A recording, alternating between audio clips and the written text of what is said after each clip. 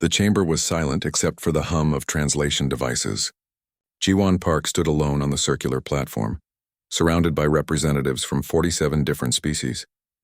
Above her, holographic displays showed her face to every corner of the massive hall. She kept her expression neutral, but her hands were clenched behind her back. The Supreme Arbiter, a towering creature with 6 eyes and skin like polished stone, raised one of its 4 arms. The gesture brought absolute silence to the chamber. "The vote has concluded," the Arbiter announced. Its voice echoed through the hall without need for amplification. 41 species vote for exile. 3 vote against. 3 abstain. The motion passes. Jiwon felt her stomach drop, but she didn't let it show on her face. She had known this was coming. The signs had been there for months. Whispered conversations that stopped when humans entered rooms. Trade agreements suddenly put on hold. Patrol routes changed to avoid human ships. The Arbiter continued speaking. "Humanity is hereby expelled from the Galactic Council. All human vessels must vacate Council space within 30 standard cycles. All colonies and shared territories must be abandoned. All trade agreements are void. Earth and its people are quarantined to their home system indefinitely." A representative from the Velkari species stood up. Its tentacles waved in what Jiwon had learned was a gesture of satisfaction. "This is for the good of the galaxy," it said. "Humanity advances too quickly. They ignore our traditions. They question our rules. They are dangerous." Other voices joined in agreement. The Marathi delegate spoke about human aggression. The Corvin representative complained about human disrespect for ancient laws. One by one, they listed their grievances. Humanity was too loud, too curious, too unpredictable, too ambitious. Jiwon listened to it all. She had prepared a speech. She had arguments ready, evidence of humanity's contributions to galactic peace and prosperity. She had planned to appeal to their sense of justice. But as she listened to their words, she realized something important. They weren't afraid of what humanity had done. They were afraid of what humanity could become. When the voices finally quieted, the Arbiter turned its eyes toward her. "Does the human representative wish to speak?" Jiwon stepped forward. Every camera in the chamber focused on her. Billions of beings across the galaxy were watching this moment. She thought about what her superiors back on Earth had told her. Be diplomatic. Try to change their minds. Beg if necessary. Instead, she smiled. It wasn't a friendly smile. "No," she said simply. "We understand the decision. Humanity will leave Council space as ordered. We'll see ourselves out." She could see the surprise on alien faces. They had expected her to argue, to plead, to make promises of change. Her calm acceptance unsettled them more than any protest would have. Jiwon turned and walked toward the exit. Her footsteps echoed in the suddenly quiet chamber. She didn't look back. On Earth, in the capital city, President Hyunwoo Choi was watching the broadcast. He sat in the emergency command center, surrounded by military leaders and senior officials. When Jiwon delivered her final words and walked out, he nodded slowly. "She did well," he said. "Now we do what we planned." Fleet Admiral Yoonji Lee was already standing at the holographic display table. Star maps floated above the surface, showing human colonies and ships scattered across Council space. "We begin immediate withdrawal," she said. "All personnel return to designated rally points. We execute Protocol Exodus." General Minho Kim of the Space Defense Force leaned forward. "The Council thinks we'll crawl back to Earth and hide. They're wrong. We've been preparing for this." "How long until we can move our people?" Hyunwoo asked. "Most colonies can be evacuated within 20 cycles, Yoonji replied. "But we're not just evacuating. We're taking everything. Technology, resources, data, everything. We leave nothing useful behind." Do-Yun Kang, the chief scientist of the Advanced Research Division, activated another display. It showed regions of space beyond the galactic rim, areas the Council had never fully explored. Project Exodus has identified 47 suitable systems beyond Council territory. They're harsh environments, but we can survive there. More importantly, the Council won't follow us there. "Why not?" asked Jae-won Baek, the chief engineer. "Because they're afraid," Do-Yun said. "Those regions have gravitational anomalies, unstable stars, dangerous radiation fields. Council species designed their ships for safety and comfort. Our ships were built for survival." Hyunwoo stood up and walked to the window. Below, the city sprawled toward the horizon, full of people who didn't yet know they were about to become exiles. "We've been in space for less than 200 years, he said. They've been out there for thousands. They had every advantage, and they're still afraid of us. Because we adapt faster than they do, Yunji said. Because we take risks they won't. Because we don't accept that things have to stay the way they've always been. Then let's show them what exiled humans can do, Hyunwoo said. He turned back to his team. Send the orders. Every human ship, every colony, every outpost. We're leaving council space, but we're not running away. We're moving forward. Across human-controlled space, messages began arriving. Captain Yuna Shin received hers while her ship was docked at a council trading station. She read it twice, then smiled. Crew, we're going home. Plot a course to Rally Point Alpha. On the mining colony of New Osaka, Administrator Nari Yoon gathered her people. Pack everything, she told them. Tools, supplies, seeds, livestock. We're moving to a new home. Where? Someone asked. Somewhere better, Nari replied.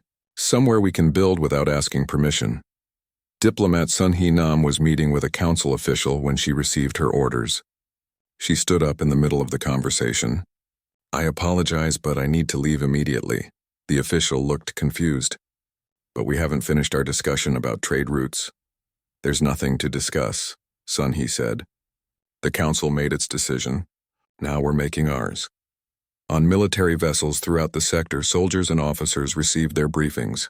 Colonel Junho Lee addressed his troops. The council thinks they're punishing us, he said.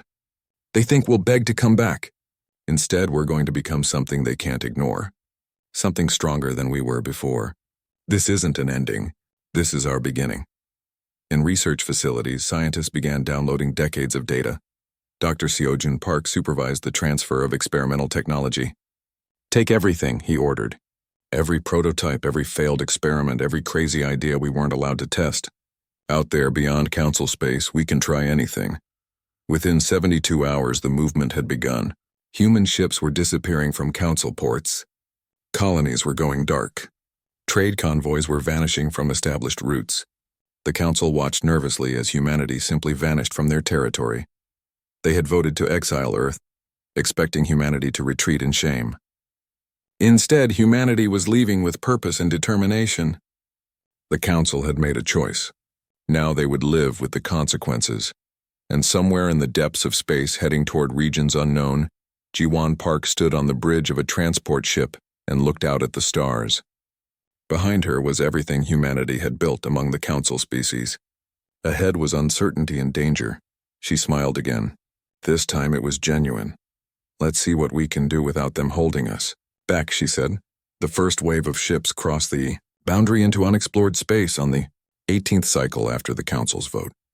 Captain Minho Kim stood on the bridge of the ESS Horizon, watching the navigation displays as they entered territory that appeared on no council maps. Behind his ship, a fleet of 300 vessels followed in precise formation. All systems normal, reported Navigator Yuna Shin from her station. Gravitational readings are stable. No immediate hazards detected. Minho nodded. Keep scanning.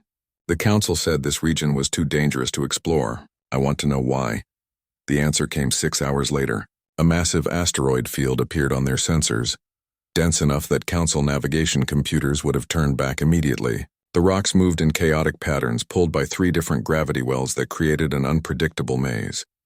Council ships wouldn't risk this, Yuna said. Their automated systems would refuse to enter. Good thing we can turn off the safeties, Minho replied. He opened a channel to the fleet. All ships follow our lead. Manual piloting only. Trust your instincts. They flew through the asteroid field, dodging and weaving between rocks the size of cities. 2 ships took minor damage, but all 300 made it through. On the other side, they found something worth the risk. A system with 7 planets, 3 of them in the habitable zone, and no signs of previous exploration. Mark this location, Minho ordered. Send the coordinates to Earth. We just found our first new home. Back in the main convoy, engineer Jaewon Beck was solving different problems. The colony ships were massive, carrying millions of people in suspended animation. They needed constant maintenance, and every system had to work perfectly. When life support started failing on one ship, Jaewon didn't wait for replacement parts from Earth. He improvised a solution using mining equipment and cargo containers. It's not elegant, he told his team, but it works. Out here, we can't afford to wait for the perfect solution. We make things work with what we have. That became humanity's new philosophy. When food production systems failed, they adapted. When water recyclers broke down, they found new ways. Every challenge made them better at surviving in harsh conditions. The Council had exiled them to regions they considered uninhabitable. Humans were learning to thrive there. Biologist Sumihan was discovering why the Council had avoided these regions. The life forms here were aggressive and adaptable, nothing like the carefully cataloged species in Council space. On the second planet they surveyed, she found organisms that could survive in vacuum, creatures that fed on radiation, and plants that grew faster than anything she had ever seen. This ecosystem shouldn't be possible, she told her research team. These organisms break every rule we learned from Council biology databases. But they're thriving. Maybe that's why the Council never came here, suggested her assistant. These life forms don't follow their neat categories. They probably didn't know how to deal with them. Sumi collected samples of everything. Some of the organisms might be dangerous, but others could be useful. She found bacteria that could clean contaminated water in minutes. She discovered plants that produced edible protein in days instead of months. The Council had avoided this region because it was unpredictable. Humanity saw it as an opportunity. 6 months after leaving Council space, the first permanent colony was established. Administrator Nari Yoon supervised the construction on a planet they named New Sol. The gravity was 30% higher than Earth's, and the atmospheric pressure was challenging. Council species would have required extensive terraforming. Humans adapted. The first generation will struggle, Nari told the colonists, but our children will grow up stronger. High gravity builds strong bones and muscles. In a few generations, people born here will be tougher than anyone back on Earth. The colonists worked 12-hour days, building shelters and planting crops. The conditions were harsh, but everyone knew they were building something the Council could never take away. This was their world, claimed by their own effort and sacrifice. Mining operations began on asteroid belts rich with rare metals. Tai Yang-o led the mining crews, establishing extraction facilities on rocks that spun through space at dangerous speeds. The work was risky, but the rewards were enormous. They found deposits of materials that were rare in Council space, elements that could revolutionize technology. Ship these back to the research facilities, Taeyang ordered. Let's see what our scientists can do with unlimited resources. Trade began to develop between human colonies. Merchant ships carried food from agricultural worlds to mining stations. Technology flowed from research facilities to frontier settlements. Within a year, humanity had established an economy that functioned without Council oversight or regulation. Captain Isil Jiang was one of the first independent traders. Her ship, the Lucky Dragon, ran routes between colonies that were weeks apart. She carried medicine, tools, and news. Other species might have found the isolation unbearable, but humans had always been explorers. We're building something new out here, Isil told her crew. No Council bureaucrats telling us what we can and cannot trade. No regulations written by species who don't understand us. Just honest work and fair deals. Some colonies specialized in agriculture. Others focused on manufacturing. Research stations pushed the boundaries of science without Council restrictions. Each settlement found its role in the growing network of human civilization beyond the rim. Artist Minji Seo established a cultural center on one of the orbital stations. She collected stories, songs, and art from every colony. We're scattered across hundreds of light years, she said, but we're still one people. We need to remember who we are. Her galleries displayed paintings of alien landscapes seen through human eyes. Musicians composed songs about leaving the old world behind and building new ones. Poets wrote about freedom and exile, loss and hope. Human culture was evolving, shaped by the challenges of their new home. Philosopher Daehyun Ryu published essays that circulated among the colonies. He wrote about humanity's place in a galaxy that had rejected them. The Council feared our potential, he wrote. They saw us advancing quickly and chose to push us away rather than accept us as equals.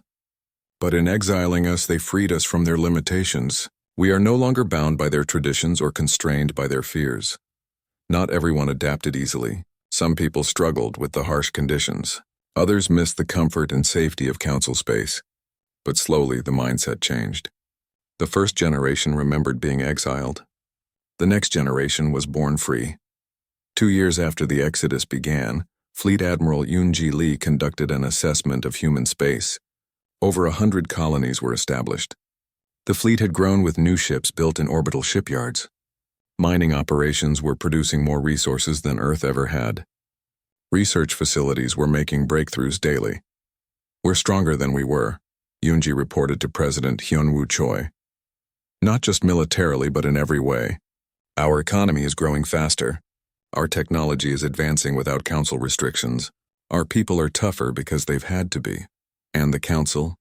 Hyunwoo asked. "They're watching," Yoonji replied. "Our long-range sensors detect their scout ships at the boundary of explored space. They're nervous. They exiled us, but now they don't know what we're becoming." "Good," Hyunwoo said. "Let them wonder. We have work to do." Deep in a research facility on the edge of human space, Dr. Seojun Park was testing a new propulsion system. Council ships used standard drives that had barely changed in centuries. Seojun's team was developing something revolutionary. They called it the quantum tunnel drive. The council's regulations would never allow this, Seojun explained to his team. Too risky, they'd say. Too experimental. But we're not in council space anymore. We can take risks they won't. The first test was successful. The prototype ship moved twice as fast as anything in the council fleet. Seojun immediately began designing improvements. Without bureaucratic approval processes or safety committees vetoing every innovation, progress was rapid. Across human space, similar breakthroughs were happening. Engineers developed new weapon systems. Scientists discovered new materials. Doctors created medical treatments using the strange organisms found in their new territory. Every day brought new possibilities. The Council had exiled humanity to regions they considered worthless and dangerous. But humans had always thrived in harsh environments. From frozen tundras to burning deserts on Earth, they had learned to survive anywhere. Space beyond the rim was just another challenge, and humanity was just getting started. 3 years after the exile, Dr. Seojun Park stood in the main laboratory of Research Station Prometheus. Watching test results that should have been impossible, the quantum tunnel drive had exceeded every projection. Ships equipped with the new technology could cross distances in days that took Council vessels weeks. The prototype just completed its trial run, his assistant reported. Jump accuracy is within 0.03%. Energy efficiency is 40% better than our calculations predicted. Seojun smiled. For years, Council regulations had limited human research. Too dangerous, they said. Too unpredictable. Now, without those restrictions, humanity was leaping forward. Begin installation on the fleet's lead vessels. I want 100 ships equipped within 6 months. In the military shipyards orbiting New Seoul, Fleet Admiral Yoonji Lee was overseeing a different kind of transformation. The human fleet no longer resembled Council military vessels. Those ships were built for show, with elegant lines and impressive displays.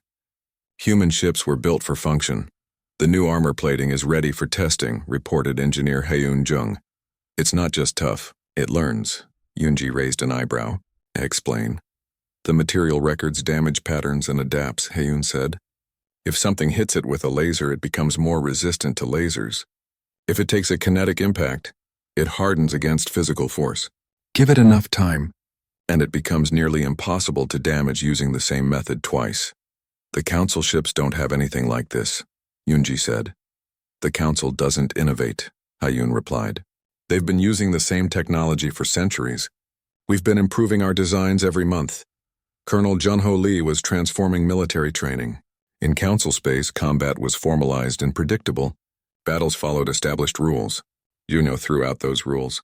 He trained his soldiers to fight in zero gravity, to use the environment as a weapon, to think creatively under pressure. The Council fights the way they've always fought, he told his troops. Their tactics are centuries old. They expect everyone to follow the same patterns. That's their weakness. We'll hit them from angles they never expect, use strategies they can't predict, and adapt faster than they can respond. His soldiers practiced boarding actions on simulated enemy vessels. They learned to fight in asteroid fields where traditional formations were useless. They trained with weapons that Council regulations had banned as unsporting or excessive. Junho didn't care about sporting. He cared about winning. Tactician Bora Kim worked with the fleet commanders, developing new strategies. She studied every battle the Council had fought in the last century. Their patterns were consistent, predictable, bound by tradition. They treat space combat like a formal dance, she told Yoonji. Every move follows the previous one. They can't imagine fighting any other way. What do you propose? Yoonji asked. Chaos, Bora said simply. We don't follow their rules. We use speed, surprise, and tactics they've never seen. We make them react to us instead of executing their practiced maneuvers. The economic transformation was equally dramatic. Economist Wan Ho-an had established trade networks with independent species who operated outside council authority. These were smaller civilizations, often exploited by council regulations and monopolies. Humanity offered something different. Fair prices, honest dealing, and mutual benefit, Wan Ho explained to his team. The council treats these species as resources to extract value from. We treat them as partners. Word is spreading. More species want to trade with us every month. Merchant Captain Isul Jang was seeing the results firsthand. Her trade routes now included stops at alien ports where humans had never been welcome before. They're curious about us, she reported. They heard the council exiled humanity and they want to know why. When we tell them we were exiled for advancing too quickly and questioning authority, they understand. Many of them have been suppressed by the council too. The cultural transformation was perhaps the deepest.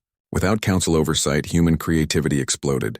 Artist Minji Seo's galleries now featured works that blended human and alien aesthetics in ways that broke every council convention. Her paintings showed humanity's new worlds, vast and untamed, through eyes that saw beauty in harsh landscapes. The council cultures are old, Minji said. They've been doing things the same way for so long that they've forgotten how to create something new. We're young. We're still discovering who we can be. Musicians composed symphonies using instruments from a dozen different species, creating sounds that had never existed before. Writers told stories of humanity's exile and transformation, tales that spread beyond human space, and were read by aliens who dreamed of similar freedom. Philosopher Daehyun Ryu's essays reached an audience far beyond humanity. His writings about independence, innovation, and the courage to challenge established systems resonated with species throughout the galaxy. Some council members tried to ban his work, which only made it more popular. The council is afraid of ideas, Daehyun wrote. They exiled humanity physically, but they cannot exile the example we set. Other species are watching us thrive without council approval. They're asking themselves why they need the council at all.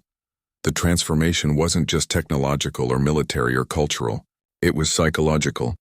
The generation that remembered being accepted by the council was being replaced by those who knew only freedom. Children born in human space beyond the rim grew up stronger, tougher, more capable than their parents on New Sol, where gravity was 30% higher. Teenagers could lift weights that would crush adults from Earth. On mining stations, workers operated in conditions that would hospitalize council species. On research stations, scientists pursued theories that would have been forbidden in council space. Dr. Seojin Park gathered data on human adaptation. We're evolving faster than anyone predicted, he reported to President Hyun-woo Choi. Not just biologically, though, that's happening too. Culturally, technologically, strategically. 3 years ago, we were trying to fit into the council's framework. Now we've built our own framework and it's superior. The council must be watching this, Hyun-woo said. They are, confirmed Seojin. Our intelligence reports show council scout ships at the boundary regularly. They're documenting everything we do. They're afraid. Should they be? Seojin considered the question. We're not interested in conquest. We just want to be left alone to build our civilization. But if they threaten us again, yes, they should be very afraid. Fleet Admiral Yoonji Lee was thinking about defense. Human space now covered vast territory, with colonies spread across hundreds of systems. We need a defensive network, she told her staff. Sensor stations, patrol routes, rapid response fleets. If anyone tries to attack us, I want to know about it before they cross our borders. The network was established within months. Automated sensor buoys watched every approach to human space. Fast response ships could reach any colony within hours. Defense platforms were built around strategic locations. Humanity had been exiled, but they would not be victims. Colonel Jun-Ho Lee established training facilities on every major colony. Every citizen should know how to fight, he declared. Not because we're looking for war, but because we refuse to be helpless. The council thought we were dangerous before. Let them see what we've become. 5 years after the exile, humanity had transformed completely. They were stronger, faster, tougher, and more innovative than they had been in council space. Their technology was advancing at a rate that would have been impossible under council regulations. Their military was trained in tactics the council couldn't imagine. Their economy was growing without artificial limits. Ji-won Park, who had stood alone before the council and accepted exile without protest, now served as humanity's chief ambassador to independent species. She traveled to worlds the council ignored, offering trade, technology, and friendship. Everywhere she went, she carried the same message. The council feared what humanity could become, she told alien leaders. They tried to contain us by pushing us away. Instead, they freed us to become something greater. We don't need the council's approval. Neither do you. More species were listening. Some began trading primarily with humanity. Others started questioning council policies that had seemed unchangeable. A few even considered leaving council space entirely. The council watched all of this with growing concern. They had voted to exile Earth, expecting humanity to fade into irrelevance. Instead, humanity had become more relevant than ever. Their exile had failed. Now the council had to decide what to do about it. But that decision would soon be forced by circumstances beyond anyone's control. Danger was coming to council space, and they would need help from the species they had exiled. Human space continued to grow and strengthen, unaware that soon they would face their greatest test. The message arrived at the human colony of New Sol 5 years and 7 months after the exile. It was encrypted with old council diplomatic codes marked urgent and addressed to Ji-won Park. She opened it in her office, expecting another attempt at reopening trade negotiations. What she read made her blood run cold. The message was from Ambassador Sun-hee Nam, a human who had chosen to remain in council space as an observer. Her words were brief and desperate. They're dying. Something is attacking from dark space. Entire world's gone. Council military is failing. They need help. Your help. Ji-won immediately forwarded the message to Earth. Within hours, she was in a secure conference with President Hyun-woo Choi, Fleet Admiral Yoon-ji Lee, and the senior leadership. Tell us everything you know, Hyun-woo said. Ji-won pulled up the intelligence report Sun-hee had attached. 3 months ago, something emerged from unexplored space on the far side of Council territory. They're calling them the Devourers. Nobody knows where they came from. They attack without warning, consume everything on a planet, and move to the next target. The images showed devastation. Worlds that once held billions were now lifeless rocks. Cities were gone, oceans were empty, and atmospheres were stripped away. Council forces, Hyun-ji asked. Getting destroyed, Ji-won replied. Their weapons barely slowed the Devourers down. Every attack teaches the enemy how to defend better. It's like they adapt to whatever hits them. Sound familiar? Yoon-ji nodded grimly. Similar adaptive technology was now standard on human ships, but the Council had rejected it as too unpredictable. How many worlds have been lost? 17 confirmed. 4 more under attack. The Council projects 30 more worlds will fall in the next 6 months unless something changes. The room was quiet. Finally, Captain Min-ho Kim spoke. They exiled us. They called us dangerous and pushed us away. Now they want our help? According to Sun-hee, yes, Ji-won said. The Council is preparing an official request. But she sent this warning first because she knows how long it will take them to overcome their pride. What do our scouts report? Hyun-woo asked. Intelligence Officer Yerim Choi activated a star map. We've been monitoring Council space as always. The attacks are real. The Devourers are unlike anything we've encountered. They move in swarms, coordinate perfectly, and adapt to every defense. The Council's rigid tactics are useless against them. And if we do nothing? Someone asked. The Council falls, Yerim said bluntly. Species go extinct. The Devourers eventually reach human space. Maybe in 5 years, maybe 10. But they'll come. The debate began immediately. Colonel Jun-ho Lee argued that humanity owed the Council nothing. They abandoned us. Why should we save them? Dr. Seojin Park disagreed. Because we're better than they are. Because we can help. Because if we don't, we'll be fighting the Devourers alone eventually. Tactician Bora Kim studied the battle reports. The Council's forces are failing because they fight the way they've always fought. Predictable formations, standard tactics, by-the-book responses. The Devourers adapt to all of it. We don't fight that way. We could make a difference. At what cost? Demanded Admiral Yoon-ji. We send our fleet into danger to save species that exiled us? We don't do it for them, Ji-won said quietly. Everyone turned to look at her. We do it because it's right. We do it because we're human, and humans help those in need. But we do it on our terms, not as subordinates returning to the Council. As independent allies, as equals. President Hyunwoo Choi stood and walked to the window. Outside, the colony sprawled toward the horizon. 5 years ago, this had been an empty world. Now millions lived here. Humanity had built something remarkable in exile. Contact the council, he said finally. Tell them we'll consider helping. But we have conditions. The formal request arrived 2 days later. The Supreme Arbiter himself made the plea, his 6 eyes unable to hide the desperation. The same being who had announced humanity's exile now begged for their return. Ji-won listened to the entire message without expression. Then she composed her response. The Galactic Council voted to exile humanity, she said. You decided we were too dangerous, too unpredictable, too different. You pushed us away and expected us to disappear. We didn't, we thrived.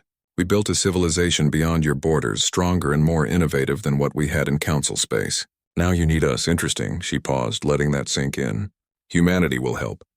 Not because we need you. We don't. Not because we want back into the council. We don't. We'll help because species are dying and we can stop it. But we come as independent allies, not as returning exiles. We come as equals, not as subordinates. Accept those terms or face the devourers alone. The council accepted within an hour. Fleet Admiral Yoon-ji Lee began assembling the response force. She selected the most advanced ships, equipped with quantum tunnel drives and adaptive armor. She chose the best crews, veterans who had trained in tactics the council never imagined. She prepared a fleet that could fight in ways the devourers wouldn't expect. We're not going to save the council, she told her commanders. We're going to show them what humanity has become. Every action, every tactic, every victory demonstrates our superiority. By the time this is over, they'll remember why they feared us. Captain Ye Jin-ko was chosen to lead the fighter squadrons. She had never served in council space, born after the exile on New Seoul's high gravity. She was faster and stronger than humans from Earth, and her piloting skills were legendary. I've heard stories about the council my whole life, she said. About how they rejected us. I'm looking forward to showing them what they lost. Commander Si-woo Hong would coordinate with council forces. It wouldn't be easy. Council officers were trained to follow rigid hierarchies and established procedures. Human forces operated with flexibility and initiative. It'll be like teaching children to run before they can walk, Si-woo said. But we'll manage. The fleet departed human space with ceremony. Thousands gathered to watch the ships leave, quantum drives glowing as they jumped toward council territory. It was the first time human military vessels had entered council space since the exile. Dr. Seojin Park traveled with the fleet, bringing his research team. The devourers adapt to attacks, he explained to the military commanders. But adaptation takes time. If we can vary our tactics constantly, change our approaches, hit them in unexpected ways, we can stay ahead of their adaptation curve. Engineer Jaewon Baek prepared countermeasures based on the limited data they had about devourer technology. Their ships use a kind of organic technology, he said.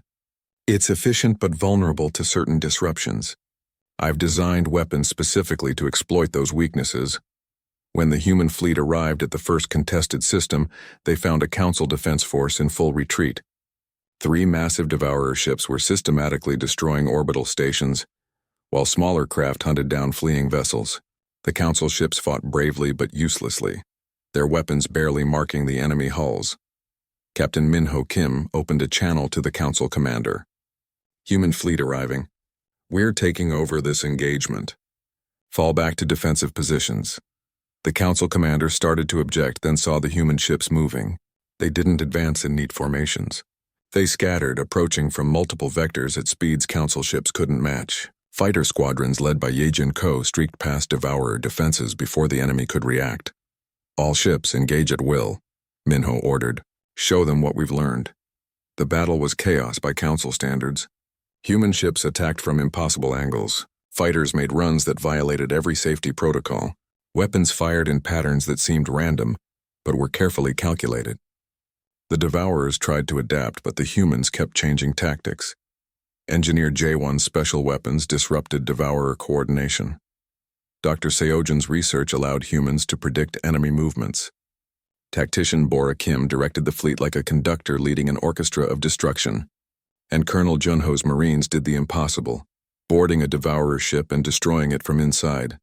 Within 6 hours, all 3 devourer vessels were destroyed. The human fleet had taken minor damage. The Council forces had been saved. The Council commander contacted Minho immediately. That was incredible. How did you do that? We adapted, Minho said simply. Something you should have learned to do a long time ago. News of the victory spread through Council space instantly.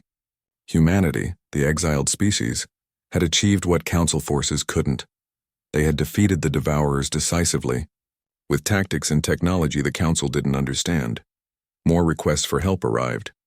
Human fleets deployed to threatened systems. Every battle was another demonstration of human superiority. The species that had been exiled was now saving those who had rejected them. But humanity never let the Council forget the terms. They came as allies, not subjects, as equals, not subordinates, and when the fighting was done, they would return to their own space stronger than ever. The final battle began at dawn on the Council's most important world. The planet held 3 billion souls and served as the central hub for galactic trade. If it fell, the Council would collapse. The Devourers knew this. They came with their entire remaining fleet, hundreds of ships that had consumed 17 worlds already. Captain Yejin Ko stood on the bridge of her fighter carrier, watching the enemy approach. Behind her, 300 human vessels waited in positions that made no sense to Council observers. Admiral Onji had scattered the fleet across the system in seemingly random locations, abandoning every principle of defensive formations. The Council's own forces were arranged in traditional defensive lines around the planet. Thousands of ships representing dozens of species prepared to make their last stand. They expected to die bravely. They had seen what the Devourers could do. All human ships, this is Admiral Yunji. The communication came through. The enemy expects us to fight like the Council fights. They've adapted to rigid tactics and predictable responses. We're going to show them something different. Remember your training. Trust your instincts. Make them react to us. The Devourers entered weapons range and began their assault on the Council lines. Their tactics were perfect, refined through dozens of battles. They knew how Council ships would respond to every attack. They had adapted to every defense. Then the human fleet struck. Yejin's fighters launched from positions the Devourers weren't watching. They came in fast and low, using the planet's gravity to slingshot themselves into attack runs at speeds that should have been impossible. The Devourers tried to adjust their defenses, but the fighters were already past them. Commander Siwoo Hong led a squadron of destroyers through an asteroid field, emerging behind the Devourer formation. His ships fired weapons that the enemy had never encountered, disrupting their coordination systems. When the Devourers turned to face this new threat, they exposed their flanks to other human vessels. Captain Minho Kim brought the ESS Horizon and her sister ships through a gap in the enemy formation that existed for only seconds. Their adaptive armor absorbed hits that would have destroyed Council vessels. Their quantum drives let them maneuver faster than the Devourers could track. Dr. Seojin Park monitored the battle from a command ship, directing research vessels that deployed experimental weapons. One device created localized gravitational anomalies that pulled Devourer ships off course. Another emitted frequencies that interfered with their organic technology. Every weapon was something the enemy had never seen before. Engineered J1x countermeasures were devastating. The Devourer's strength was adaptation, but J1 had designed weapons that changed with each shot. A laser that shifted frequencies randomly, missiles that altered their flight paths unpredictably, projectiles that split into different types of submunitions. The enemy couldn't adapt to something that never stayed the same. The Devourers fought back fiercely. Several human ships took heavy damage. 2 were destroyed. But for every human vessel lost, dozens of Devourer ships fell. The enemy had adapted to fight the Council. They had no preparation for fighting humans. Colonel Junho Lee led the most audacious attack. His Marines boarded the largest Devourer vessel, fighting through corridors of organic technology that tried to adapt to their weapons. Yuno's troops kept changing tactics, using grenades one moment and melee weapons the next, never letting the ship's defenses predict their next move. Plant the charges, Junho ordered. His team worked quickly, setting explosives throughout the massive ship's core systems. When they retreated, the vessel tore itself apart from within. The Devourer fleet lost its coordination, and the human assault intensified. Tactician Bora Kim watched the battle unfold exactly as she had predicted.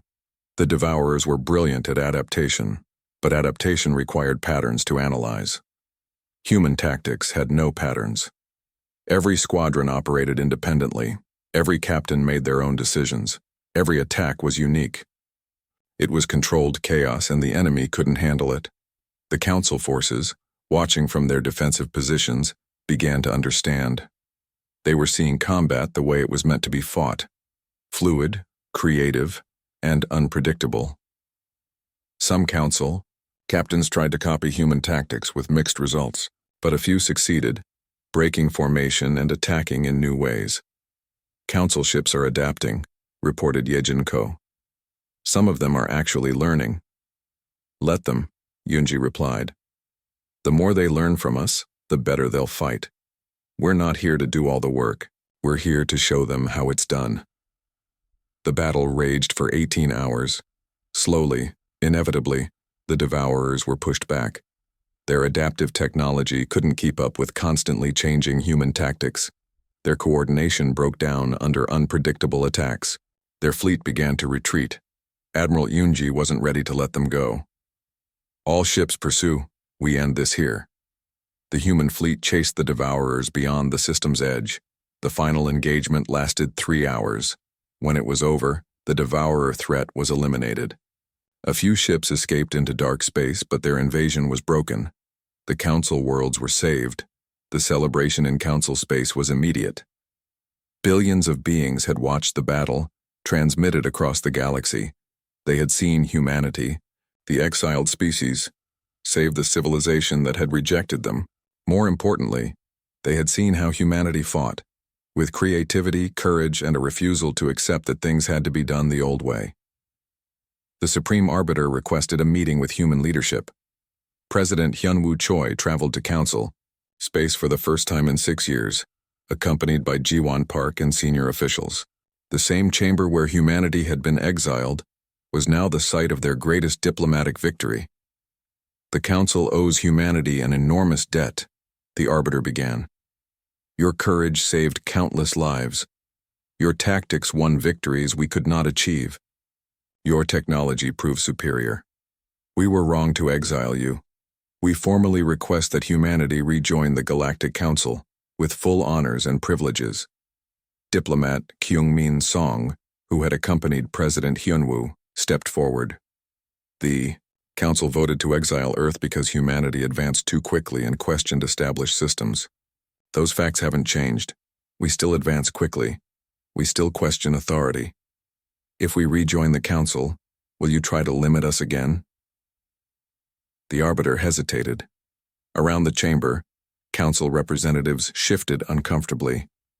They wanted humanity's strength, but they still feared humanity's independence. That's what I thought, Ji-won Park said. Humanity appreciates the offer, but we decline. We've built something beyond your borders, something free from Council restrictions and regulations. We're stronger out there than we ever were in here. Then what do you propose, Ynir? The Arbiter asked. President Hyunwoo spoke for the first time. We propose partnership, not membership. The Independent Confederacy will remain separate from the Council, but we're willing to establish formal diplomatic relations. We'll trade, share information, and come to each other's aid when needed, as equals, not as subordinates. The Independent Confederacy? A Council member asked. Humanity and several other species who prefer to remain independent, Hyunwoo explained. We've been building relationships with civilizations that the Council ignored or exploited. They're joining us. Together, we represent a significant portion of galactic civilization. We're just not interested in Council bureaucracy. The negotiations took weeks. In the end, humanity got everything they wanted. Formal recognition of the Independent Confederacy, trade agreements on equal terms, military cooperation when needed, and most importantly, absolute independence from Council authority. Ambassador Ji-won Park stood before the Council one last time.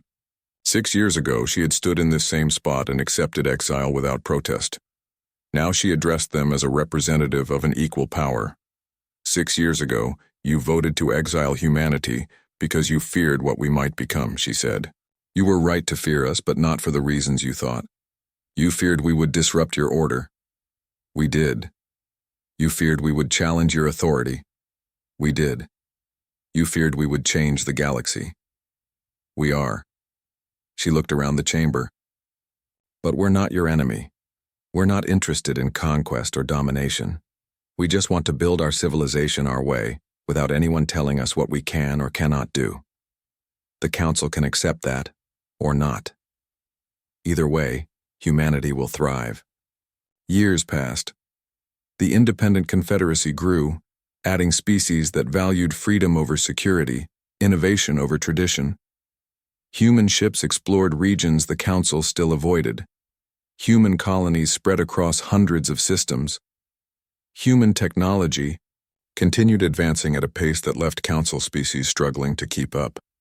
Captain Minho Kim, now an admiral, commanded exploration fleets that pushed into unknown space.